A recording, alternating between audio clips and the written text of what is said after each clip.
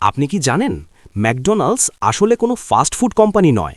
তারা আসলে পৃথিবীর অন্যতম বড় একটি রিয়েল এস্টেট বা জমি জমার কোম্পানি। এর পেছনের অবিশ্বাস্য তথ্যগুলো আপনাকে চমকে দেবে। ১৯৪০ সালে দুই ভাই মিলে ম্যাকডোনাল্ডস শুরু করলেও ১৯৫৫ সালে যখন রে ক্রক এর দায়িত্ব নেন, তখনই পুরো গেমটা বদলে যায়। ম্যাকডোনাল্ডস কোম্পানি পৃথিবীর সবচেয়ে দামি এবং পপুলার রাস্তার মোড়গুলোতে আগে জমি কেনে। এরপর সেখানে দোকান বসিয়ে তারা ফ্র্যাঞ্চাইজি মালিকদের কাছে সেই জায়গাটি ভাড়া দেয়।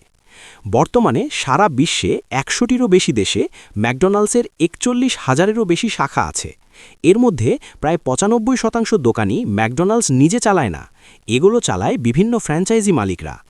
২০২৪ সালে ম্যাকডোনাল্ডসের বার্ষিক রেভিনিউ বা মোট আয় ছিল প্রায় $২৫.৫ বিলিয়ন বা প্রায় ৩ লক্ষ কোটি টাকা। ম্যাকডোনাল্ডসের মোট মুনাফার প্রায় ৮০%ই আসে জমির ভাড়া আর ফ্র্যাঞ্চাইজি ফি থেকে, আর খুব সামান্যই আসে ফাস্টফুড বিক্রি থেকে। কেন জানেন? কারণ ফাস্টফুড বানাতে কাঁচামাল, কর্মচারী আর বিদ্যুতের পেছনে বিশাল খরচ আছে, যা লাভ কমিয়ে দেয়।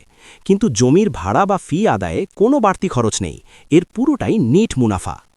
ম্যাকডোনাল্ডসের সাবেক প্রধান অর্থ কর্মকর্তা বা সিএফও নিজেই একবার বলেছিলেন, আমরা মূলত রিয়েল এস্টেট ব্যবসায় আছি। আমরা বার্গার বিক্রি করি শুধুমাত্র এই কারণে যে বার্গার যারা খায় তারাই আমাদের ভাড়াটিয়াদের ভাড়া দেওয়ার টাকা জোগাড় করে দেয়। আজ তারা সারা বিশ্বে কয়েক লক্ষ কোটি টাকার জমির মালিক।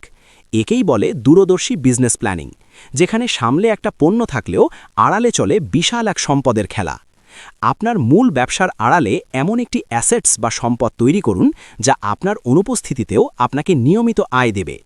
একে বলে the business behind the business. এমন আরও প্রফেশনাল বিজনেস ইনসাইটস এবং প্ল্যানিং টিপস পেতে এখনই সাবস্ক্রাইব করুন বি এ প্ল্যানার।